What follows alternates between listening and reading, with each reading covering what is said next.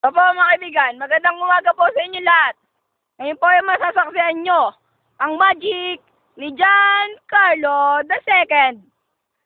Makikita nyo po, yan, mag-isa lang po siya. Kung kayo mga tanga, kita nyo naman po, mag-isa lang po siya. Gagawin po niyang magiging marami po sila. Sabilang lang ng 3 at isang abracadabra. Ngayon, simulan natin. 1, 2, 3, abracadabra! Po, mga kaibigan, nakita nyo, naging 3. Ayan po, kita nyo po yung 3 na yan. Nagwawala pa po. Mga kaibigan, 3 po yan. Pawawalain naman po ni Giancarlo yan sa isang iglap. 1, 2, 3. Ay, kita nyo naman po.